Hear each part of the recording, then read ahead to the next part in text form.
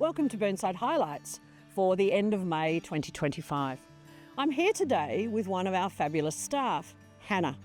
Now, Hannah shares the role of Historical and Cultural Officer for the City of Burnside. We're here at a very special place for me as it celebrates its 150th birthday, and it is Kensington Oval. So Hannah, how did the story of Kensington Oval begin 150 years ago? So the land where we're standing today was once part of a much larger piece of land owned by George Shipster. And George Shipster purchased the land in 1838 and it became known as Shipster's Paddock. Right, but of course it was originally Kaurna country, wasn't it? Yes. They Kaurna people cared for this land for thousands of years before that. Yes. When it was known as Shipster's Paddock, it was used by the locals, local children primarily, as a place for playing and for sports. And fast forwarding to the 1860s, this land was being subdivided for housing. Ooh. So the locals, fearing the loss of their recreational space, rallied together and raised funds to purchase some of the land. So this land where we are today is part of that land that was purchased by the community.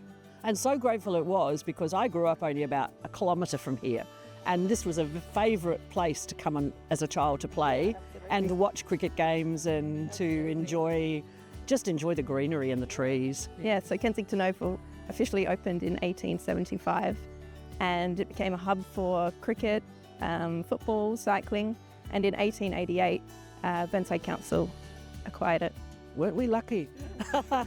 What vision people had in those days to protect a piece of land that's as important as old Shipster's Paddock. Yeah, and it's seen some really iconic moments over the years. And some special people? Yeah, absolutely. So if we look to the 1930s, this was the home of the Kensington District Cricket Club.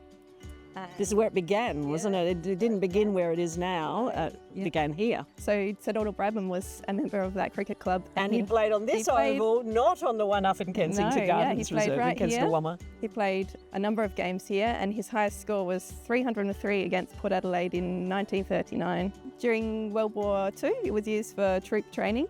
Oh. And then in the 1960s, it became the Olympic sports field. And I remember as a school student at the time coming here for our athletics carnivals.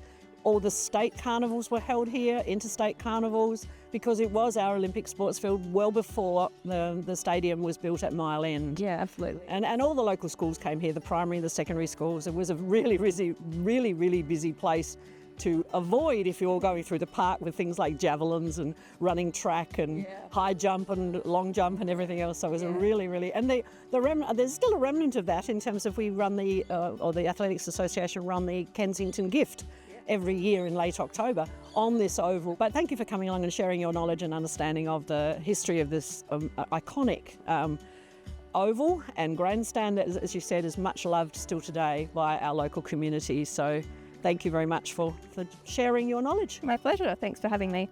I also wish to acknowledge the passing of retired Colonel Peter Scott, DSO OAM, who passed away last month.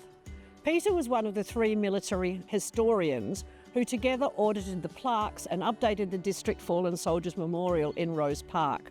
The 2 Ians and Peter were also the recipients of the City of Burnside Citizen of the Year in 2024.